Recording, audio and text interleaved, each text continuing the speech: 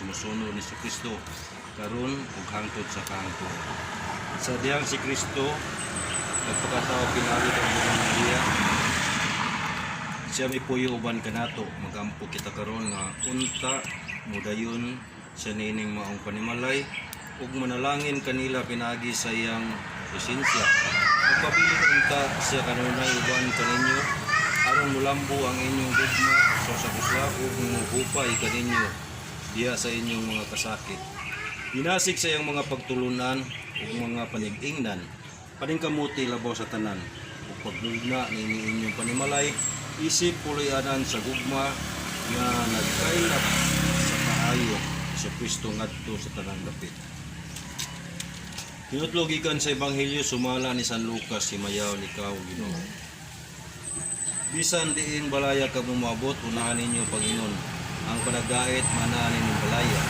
Kung dito may nagpuyo ang nagugmaon sa pigdait ibilin kaniya ang inyong yukbo sa pigdait. Kung wala, bakuyang inyong yukbo sa pigdait. Pabilin ka mo ni atong balaya o kaon o inom sa ilang idalit kaninyo. Kaya ang mamumuo angay kayo kulasulan. Ayaw pagbalin-balin gikan sa usa ka balay ngadto sa lain.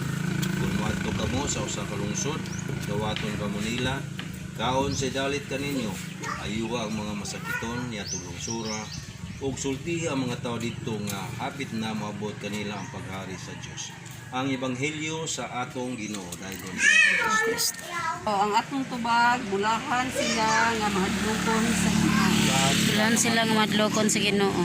Dayga ang Ginoo bulahan ang tao nga may pagtahod sa Ginoo malipay nga mutuman sa iyang mga sugo mahimong gamhanan ang iyang mga anak mabulahan ang kaliwat sa maayong tao. Tubag Bulan sila nga madlokon sa Ginoo.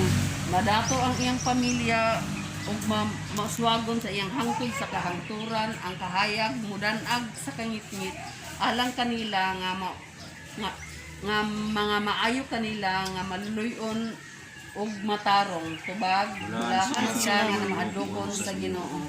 Bulahan ang tao nga dili magdumili sa paghulam ug dili manlimbong sa patigayon dili gayud mapakos ang maayong tao dili gayud siya hikalimtan. Tubag bulahan Sila nga madlokon sa Ginoo. dili siya malisang nga mudawat og daotang balita liguna ang iyang pagtuo ug nagsalig sa Ginoo dili siya mabalakan ni mahadlok wala sa pagwaduha nga mabuntog ang iyang kaaway. Tubag bulahan sila nga madlokon sa Ginoo. manghihatagon siya sa mga timawa ug walay katapusan ang iyang kaluoy mahimo siyang gamhanan ug tinahod ang katapusan. Tubag bulahan sila nga madlokon sa Ginoo. ang anak sa Dios ang Ginoo sa langit ug yuta bitiyo kanato. Wan sa akong pasalamat ug kalipay bangamoy kita kaniya sa pagtulon. Pabilin ubani kanamo.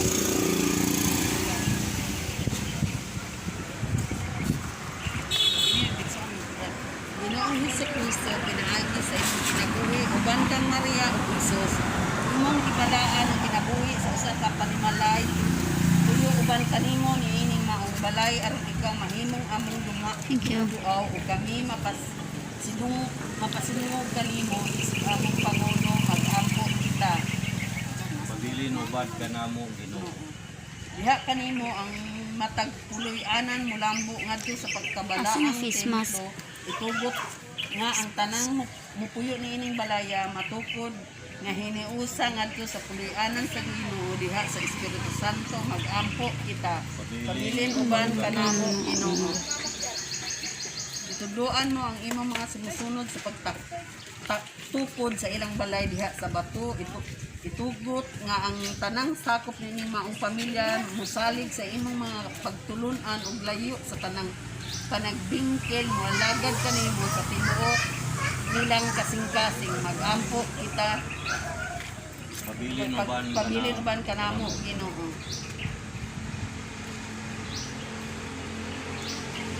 Ginoo bani ang inyong mga sumusunod. Mamupuyo nining bagong balay.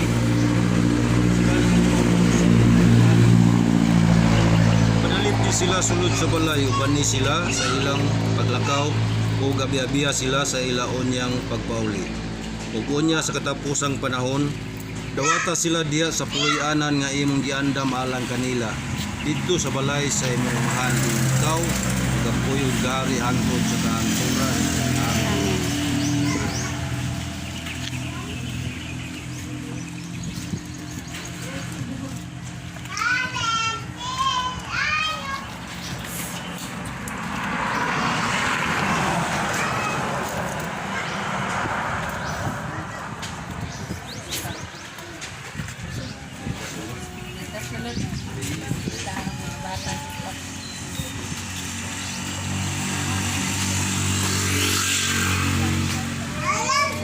Kitahin mo ang kining maong tubig, pailundon sa among bunyag, diya kang Kristo, ang pagkiwas na among tinalos na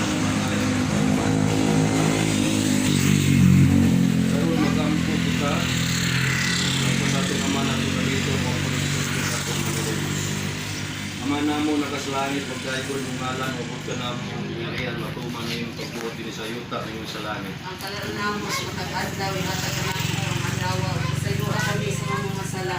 Imo nagapasaylo kami sa kasalaan namo. Dili mo kami hinugyan sa panulay, hinunuan sa kami kadautan.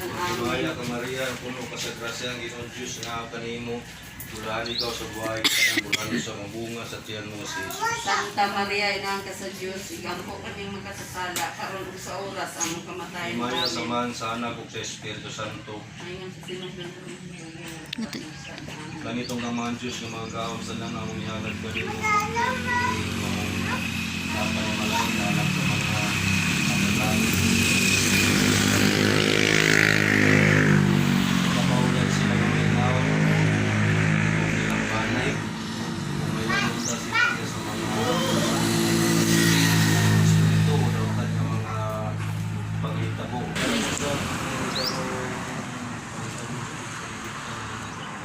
Katawan, pinali na ng mga virus.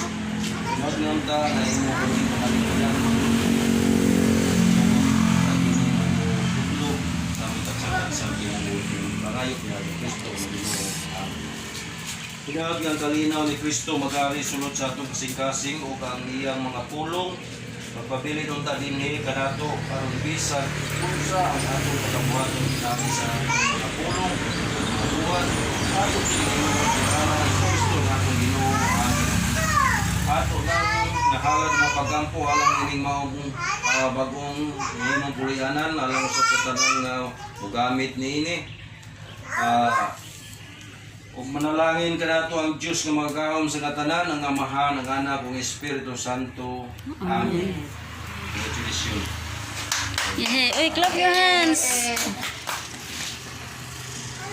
Salamat. Salamat. Kung panginawat alang nining maong pamilya, inautontang ilabi na sila mga daghan nga mga anak. Magtugon na tingin dili lamang sa lawas o kusog. Madagko kini mga bata nga lutong sa Ginoo. Banusap sa mga ginikanan niini ako ipanginawat unta, iminsaya lang kanila nga budulta sa simbahan, musampi ta sa Dios tungod kay siya lamang gyud ang katabang sa atong katsataksan. Maraming salamat sa atong mensahe. Okay. Salamat. Salamat po. Naman Salamat kanina tanan kay naman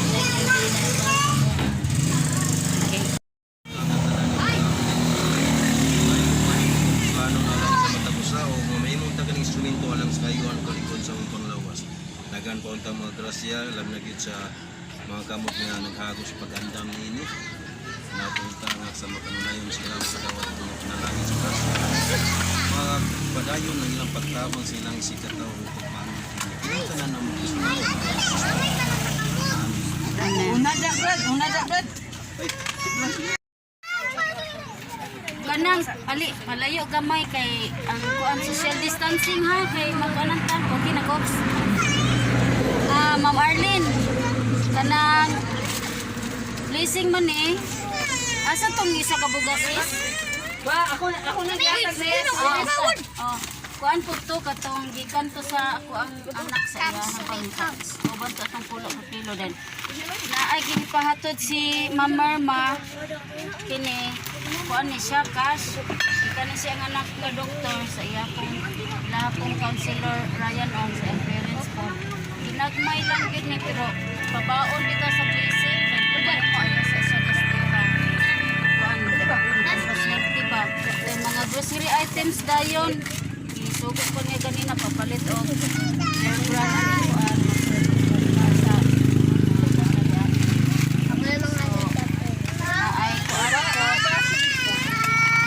naay kuan ko naay bugas then ay bugas may mga itlog din yung mga grocery items mga pagdalan na dito sa kuan itlog sa sunod sa bag-ong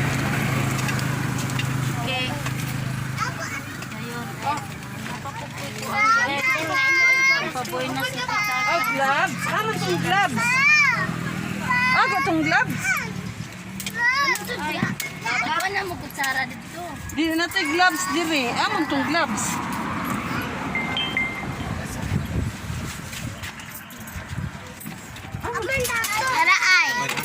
Tagay sila. Tagay sila. Una na og dagan kay korte. Mobil. Ay dagan kay. Ikaw ra magunitan na dili na magkuan. Tawag si Kinituya.